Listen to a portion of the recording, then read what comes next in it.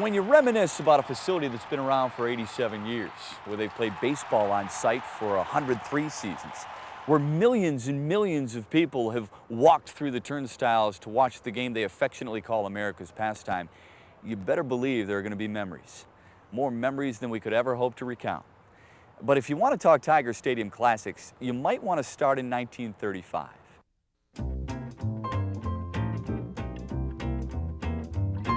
On October 7th, 1935, the Tigers returned home for Game 6 of the World Series against the Chicago Cubs. They led the Cubs 3-2, and the score was tied at 3 in the top of the ninth. That's when Chicago third baseman Stan Hack belted a leadoff triple to center. But that's as far as he'd get.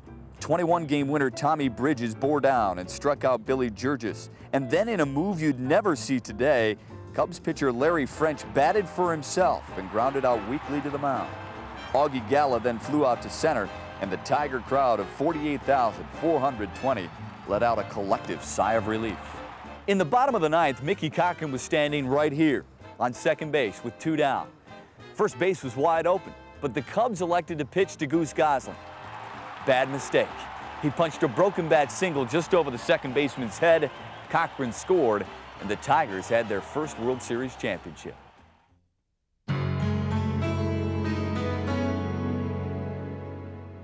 You know, a lot of great pitchers have toed the rubber here at the corner in pressure situations, but imagine, if you can, taking the mound the day after your father's funeral in Game 5 of the World Series, with the series tied at 2 games apiece.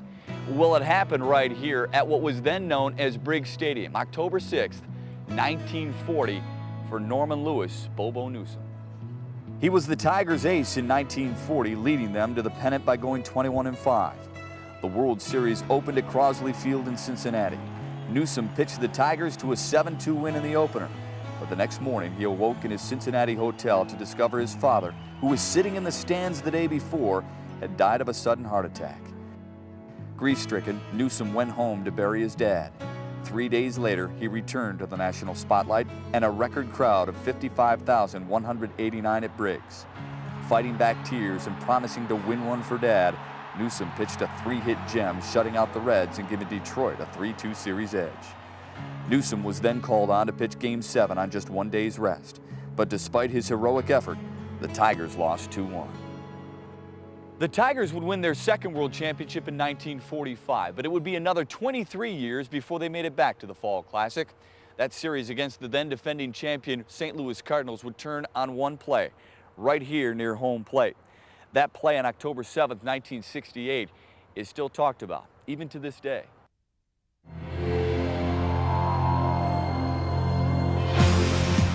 The Cardinals were the defending World Series champs in 1968, and they showed the baseball world why through the first 4 games. The greatly anticipated pitching showdown between Denny McLain and Bob Gibson never materialized. Gibson dominated the Tigers in Game 1 with a record 17 strikeouts, and he was unbeatable in Game 4 as well. The Tigers came to the ballpark on that Monday facing elimination, down 3-1. Before the fans had settled in, Mickey Lolich had given up 3 runs in the top half of the first. That game, getting down 3 runs in the first inning and then just battling back, I got 2 hits in the game. I mean, you know, for me to get 2 hits in a World Series game was something. And then the great play that happened with Brock not sliding. I mean, Willie making that fantastic throw from left field and getting Brock, and then we go ahead and keeping the Tigers alive to go into the World Series to continue on. So, I mean, I think it's probably the ultimate game I ever played in. Nobody knows why Brock didn't slide, but Bill Freehand used perfect textbook technique in blocking the plate. The Tigers held the score at 3-2, would rally into 7th, win Game 5, and then win the final 2 games at Busch Stadium in St. Louis for their 3rd World Championship, becoming just the 3rd team in Major League history to rally from a 3-1 deficit.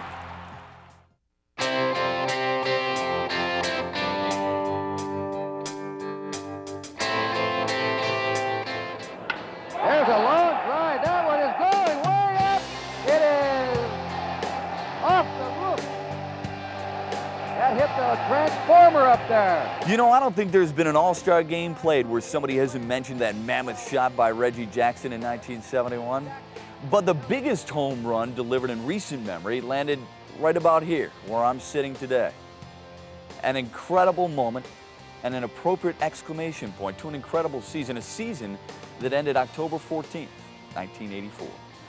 When they came out of the gate at 35-5, you knew the '84 Tigers were special. They led wire to wire, clinched the AL East in early September, then swept the Royals in 3 straight to reach the World Series against the San Diego Padres. It was 5-4 Tigers when the dramatic stage was set in the bottom half of the 8th. Gibson stalked to the plate with runners on 2nd and 3rd and 1 down. San Diego skipper Dick Williams wanted to walk Gibson, but fireballer Goose Gossage talked him out of it. The rest is history. And there it goes!